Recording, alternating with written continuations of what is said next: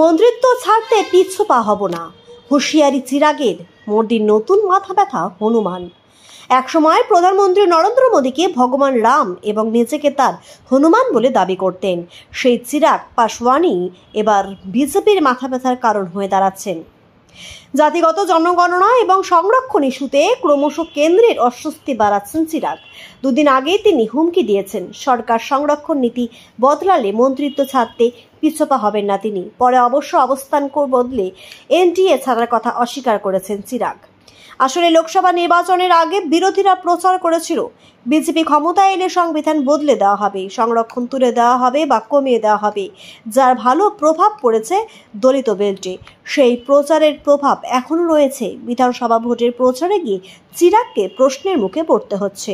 সেসব প্রশ্নের জবাব দিতে গিয়েই দুদিন আগে চিরাগ বলে দিয়েছেন, সংরক্ষণের যে নীতি রয়েছে তাতে যদি পরিবর্তন হয়, আমি বাবার মতো মন্ত্রিত্ব ছেড়ে দিতে দ্বিধা করব না। মধুর হনুমানের সাফ ইঙ্গিত, কেন্দ্র সংরক্ষণ নীতি বদলালে তার দল জোট ছেড়ে আসতে দুবার ভাববে না।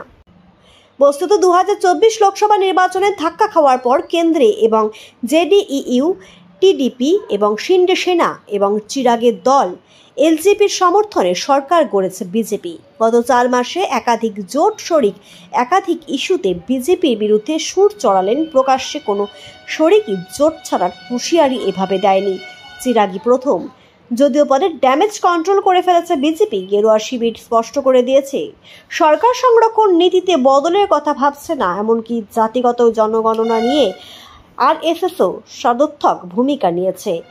তারপরে অবশ্য চিরাগ স্পষ্ট করে দিয়েছেন তিনি কোনোভাবেই এনডিএ ছাড়ছেন না। এলজেপি নেতার সাফ কথা, দুনিয়ার কোনো শক্তি আমাকে প্রধানমন্ত্রীর থেকে আলাদা করতে পারবে না।